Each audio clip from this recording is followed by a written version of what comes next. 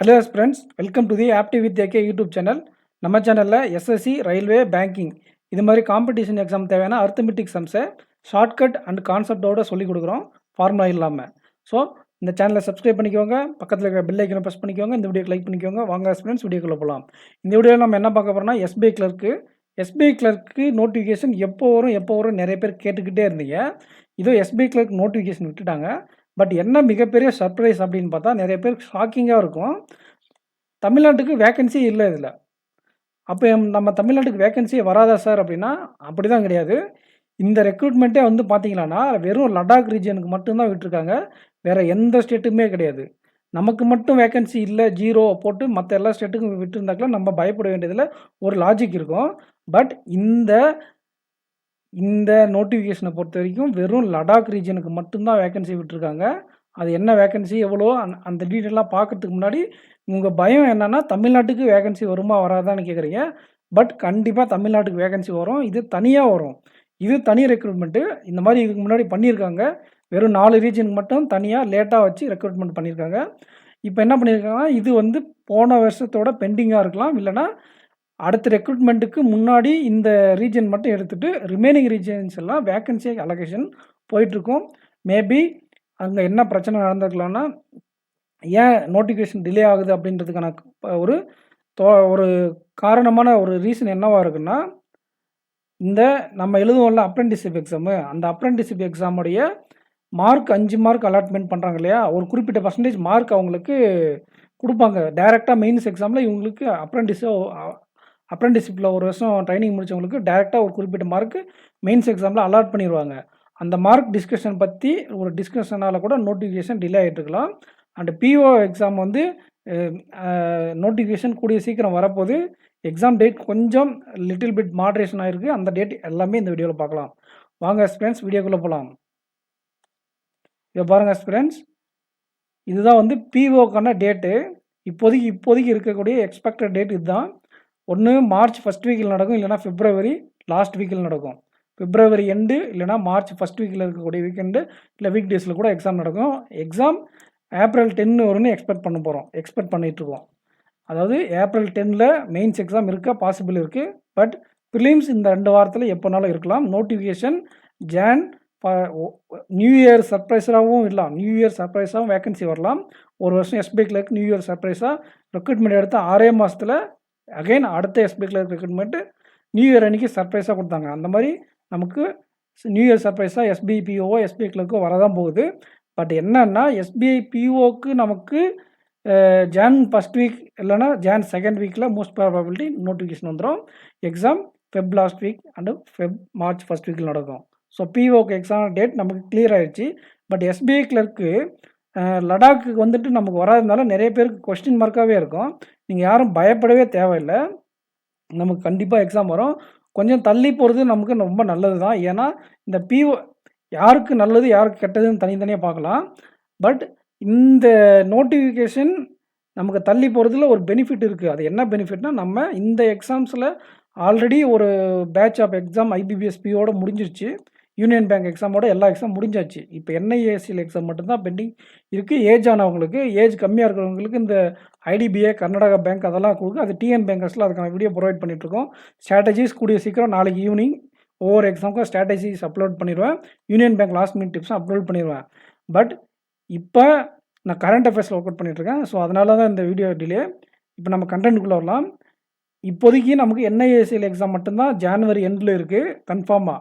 அதுக்கப்புறம் ஃபெப் எண்டில் எஸ்பிபிஓ, அதுக்கு இன்பிட்வீனில் இந்த சின்ன JAM exam, Karnataka bank PO, Karnataka bank கிளர்க்கு இந்த மாதிரி நோட்டிஃபிகேஷன் தான் இருக்குது. ஸோ இதனால் நான் என்ன சொல்ல வரேன்னா, நீங்கள் இது மாதிரி எக்ஸாம் தள்ளி போகிறதுனால ஒரு மாதத்துக்கு ஒரு எக்ஸாம் அப்படிங்கிற மாதிரி ஒரு ஜாலியாக இருக்கும் கொஞ்சம். எப்படின்னா, நீங்கள் இப்போ கஷ்டப்பட்டுருப்பீங்க, ஆர்ஆர்பிபிஓ, ஆர்ஆர்பி கிளர்க்கு இந்த மாதிரிலாம் கஷ்டப்பட்டுருப்பீங்க அடுத்த எக்ஸாமு.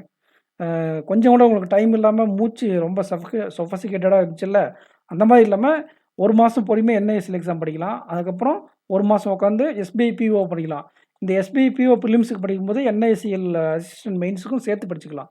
ஏன்னா இந்த 2 எக்ஸாமோடைய லெவலும் சேமாக இருக்கும். ஆல்மோஸ்ட் இது 90% இருந்தால் இது ஒரு 100% அப்படி இருக்கும். இது ஒரு 8 பேர் வச்சு லீனியர் பஸ்ஸில் கேட்டிருந்தாங்களா, இது 8 பேர் வச்சு லீனியர் பஸ் தான் கேட்பாங்க.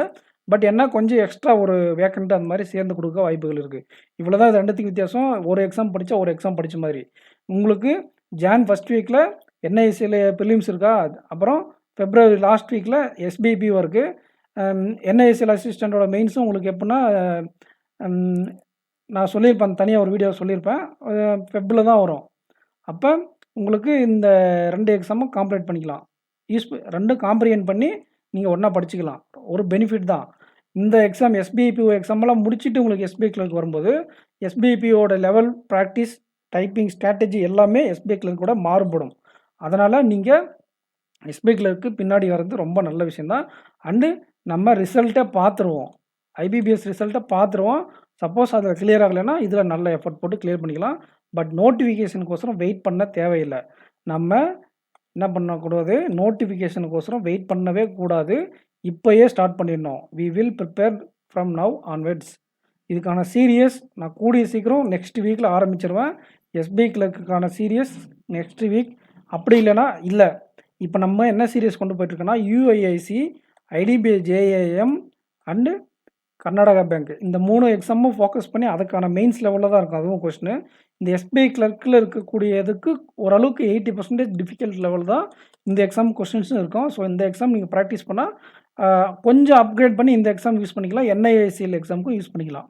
ஸோ இந்த சீரியஸ் நீங்கள் பாருங்கள். யூஐசி, ஐடிபிஐ, கர்நாடகா பேங்க்கு, இது ஒரு லெவல் 1 மாட்ரேட் லெவல்னு சொல்லி நான் ஒரு ட்ரேட்மார்க் கொடுத்துருக்கேன். நான் கொடுக்கக்கூடிய மாட்ரேட் லெவல்லாம் இந்த மாதிரி எக்ஸாம்ஸ்க்கு ஆர்ஆர்பி பிஓ வரையும் யூஸ் ஆகும்.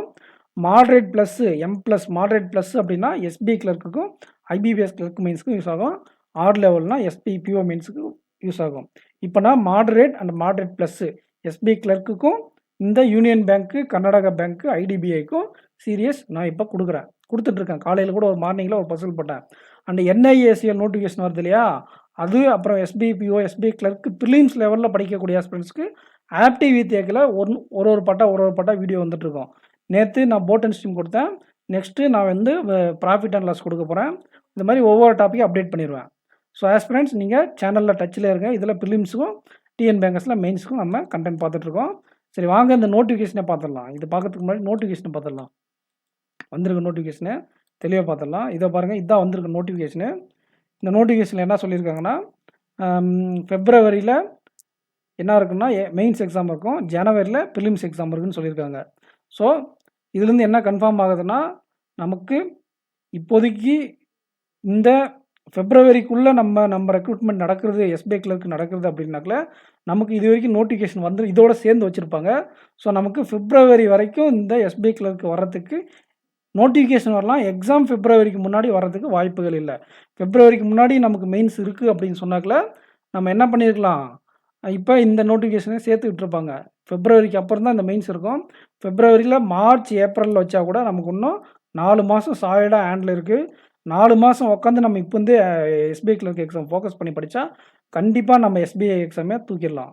ஸோ மற்ற எல்லா டேட்டாவும் சேம் தான் ஃப்ரெண்ட்ஸ். இதில் என்ன மென்ஷன் பண்ணியிருக்கான்னு பாருங்கள். நீங்கள் அப்ளை பண்ணலாமா இந்த எக்ஸாமுக்கு அப்படின்னு பார்த்தா நீங்கள் அப்ளை பண்ணக்கூடாது. அப்ளை பண்ணுறது சும்மா எக்ஸ்பீரியன்ஸ்க்காக வேணும் அப்ளை பண்ணலாம். எஸ்பிஐயில் ஒரு பெனிஃபிட் இருக்குது. நீங்கள் இது லடாக் அப்ளை பண்ணால் நீங்கள் போய் லடாக்கில் எக்ஸாம் எழுதணும் அவசியம் கிடையாது. நீங்கள் எக்ஸாம் அப்ளை பண்ணிட்டு இங்கேருந்தே கூட எழுதிக்கலாம்.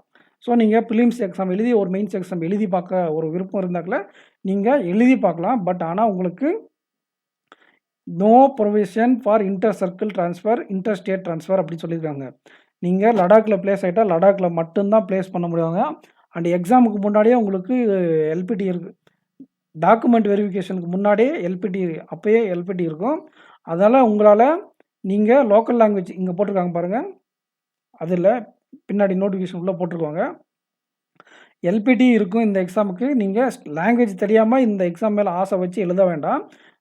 இந்த எக்ஸாமை ஒரு எக்ஸ்பீரியன்ஸுக்காக வேணால் நீங்கள் அப்ளை பண்ணி எழுதிக்கலாம். ஆனால் உங்களுக்கு இந்த வேலை கிடைக்காது. இல்லைனா நீங்கள் உருது இல்லைனா இந்த 3 லாங்குவேஜில் ஏதாச்சும் ஒன்று தெரிஞ்சிருந்தால் உங்களுக்கு இந்த ஜாப் கிடைக்கும். நீங்கள் அதுவும் லடாக்கில் தான் போய் ஒர்க் பண்ண முடியும். இங்கெல்லாம் ட்ரான்ஸ்ஃபர் பண்ண மாட்டாங்க. நீங்கள் எத்தனை வருஷம் ஒர்க் பண்ணாலும் இங்கெல்லாம் ட்ரான்ஸ்ஃபர் பண்ணி கொடுக்க மாட்டாங்க. இது இங்கேயே மென்ஷன் பண்ணிட்டாங்க. அங்கேயே போய் ஒர்க் பண்ண வேண்டியது தான், அங்கேயே செட்டில் ஆக வேண்டியது தான். ஸோ எக்ஸாம் ப்ரிலிம்ஸ் ஜனவரி, மெயின்ஸ் பிப்ரவரி. நமக்கு கன்ஃபார்மான நியூஸ் என்னன்னா, பிப்ரவரி வரைக்கும் நம்ம எஸ்பிஐ கிளர்க் மெயின்ஸ் நமக்கு தமிழ்நாட்டுக்கு இருக்காது. அதனால நமக்கு மினிமம் கையில ஒரு 3லேருந்து 4 மாசம் இருக்கு. இப்போ இருந்தே நம்ம எஸ்பிஐ கிளர்க் உட்காந்து மெயின்ஸ் படிச்சா கூட சூப்பரா படிச்சிடலாம். ஸோ நம்ம டிஎன் பேங்கர் சேனல்ல டச்சிலே இருங்க. அண்டு ஆப்டிவ் வித்தைகள அரித்மெடிக் கான்செப்ட்ட ஸ்ட்ராங் பண்ணிக்கோங்க. அரித்மெடிக் கான்செப்ட்டும் நமக்கு எஸ்பிஐ கிளர்க் பிலிம்ஸ் மெயின்ஸ்ல யூஸ் ஆகும். மெயின்ஸ்ல டேட்டா சஃபிஷியன்சி சம்டைம்ஸ் டிஏ கஷ்டமா கேட்கும்போது டேட்டா சஃபிஷியன்சி தான் நமக்கு கை கொடுக்கும். அந்த கேஸ்லெட்டும் டேட்டா சஃபிஷியன்சியும் தெரியாம எக்ஸாமுக்குள்ள போகாதீங்க. ஒரு அட்லீஸ்ட் ஒரு 5லேருந்து 6 டாபிக் ஆச்சு நீங்க அப்ளிகேஷன் சம் தெரிஞ்சுட்டு இந்த மாதிரி எக்ஸாமுக்கு ஐபிபிஎஸ், எஸ்பிஐ கிளர்க் மெயின்ஸ்க்கு போங்க.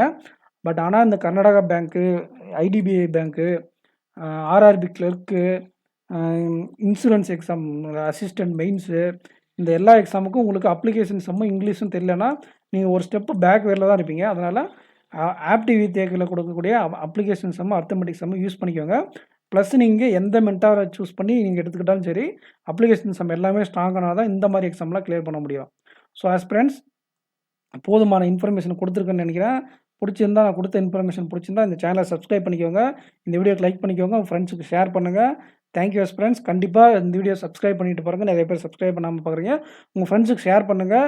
டிஎன் பேங்கர்ஸ் கிடைச்ச அளவுக்கு ரீச் இது கிடைக்கல. அரித்மெடிக் சம் உங்களுக்காக தான் கொண்டு வரேன். So thank you friends. தேங்க்யூ.